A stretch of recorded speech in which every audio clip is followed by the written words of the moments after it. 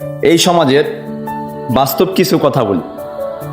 একটা মেয়ে পতিতালয় থেকে বের হয়ে 300 টাকা ইনকাম করে দুনিয়ার সামনে এসে বলবে, এই সমাজ আমাকে খারাপ বানিয়েছে। কিন্তু অপরদিকে একটি মেয়ে গার্মেন্টসে চাকরি করে 1000 টাকা ইনকাম করে বলবে, আমি কষ্ট করে ইনকাম করেছি, এটা আমার মেহনত। ঠিক প্রশ্নের অপর দিকে একটা ছেলে সিগারেট খাবে, ধূমপান পান করবে আর বলবে ভাগ্যে যা আছে তাই হবে, কিন্তু সে কর্ম করতেছে না।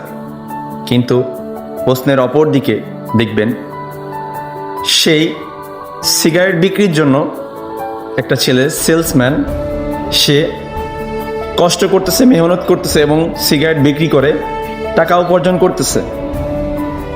সে জীবনে পরিশ্রম করতেছে, সে টাকা ইনকাম করতেছে। সে দুনিয়ার উপরে বা আমাদের যে ভাগ্য আছে সেই ভাগ্যের উপরে সে ব্লেম দিচ্ছে না। ঠিক তেমনই এই সমাজে কিছু কিছু লোক আছে যারা বলে ভাগ্যে যা আছে তাই হবে, কিন্তু আমরা কেউই কর্ম করতে চাই না। আমাদের যে স্বপ্ন আছে সেই স্বপ্নের পিছনে আমরা সময় দেই না।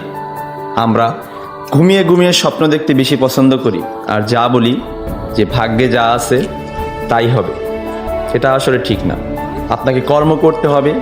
আপনার যে স্বপ্ন, এই স্বপ্ন বাস্তবায়নের পিছনে আপনাকে যে সময় দিতে হবে, যে প্ল্যান অনুযায়ী চলতে হবে, সেটা আপনাকে করতে হবে।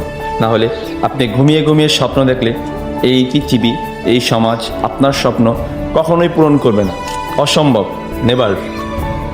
তাই সবাই আমরা পরিশ্রম করব, মেহনত করব এবং আমাদের যে ভাগ্যের চাকা আছে সেটাকে আমরা পরিবর্তন করব। ধন্যবাদ।